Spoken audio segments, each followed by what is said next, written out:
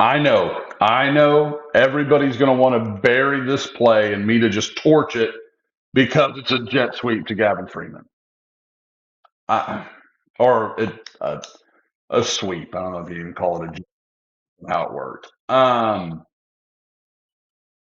It's here. The play's here. McCabe Matoyer, and I can't even fault the kid. He probably shouldn't be out there playing football. Um, he doesn't get to his block. It looks so. All right, let's back it up just a little bit here. Okay, so you've got Rain who's going to get around, try to block him here. Matire and Guyton are kind of splitting this guy. Guyton's got to get a hand to him and slow him so that Matoyer can get to him. Matoyer, I'm going to get that right. And really, Guyton doesn't do it, and Matoyer can't get there.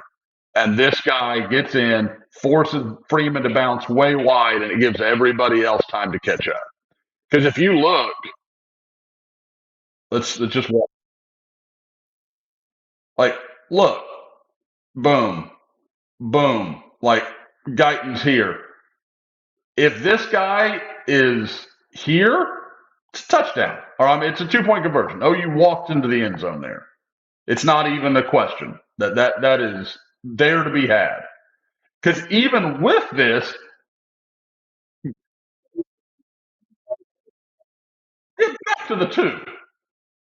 Like, I know everybody's. I just hope people aren't misplacing this. Gavin Freeman doesn't call the plays. He's just the guy out there doing what he's asked to do. And I don't think you are. I don't think I've seen a lot of that. I don't want it to get misplaced as 82. 82 is doing what he can do. Like he's not calling the plays. It's not his fault.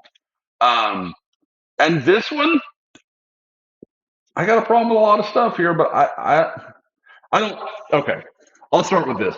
I don't love this call. I don't love running laterally when you need 3 yards and you've been physically running at them all day.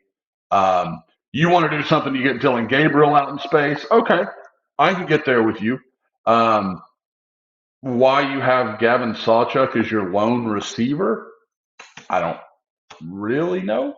With Gavin Freeman and Jalil Farouk in the back, I know you're trying to create some confusing personnel. Like I get that's the idea, but again, it's too cute by half. Like just this is Kansas.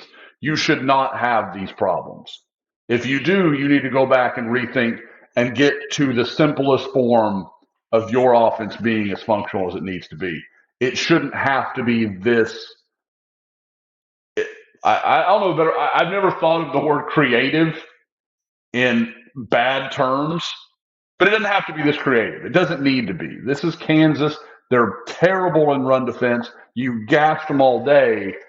And if your other backs can't achieve what you're trying to do, you've got to reflect on that more than, hey, let's gobble up. Let's try to do some extra stuff when we can't do the basics correctly. That doesn't make sense to me. But here again, like I said, just kind of watch it here. So Guyton gets a hand to him. Guys, as I look at this,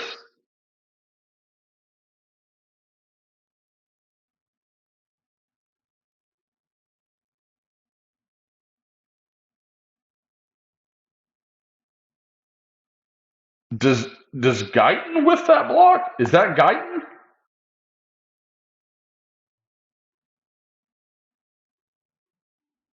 Some between Matoyer and Guyton, somebody misreads this because Rain gets to his guy. Stogner works up, looks like he's got somebody. Anderson works up, he's got somebody. Let's clear it again. Guyton gets the hand to him like he's supposed to, but Matoyer never is looking in that direction. Just go back and watch.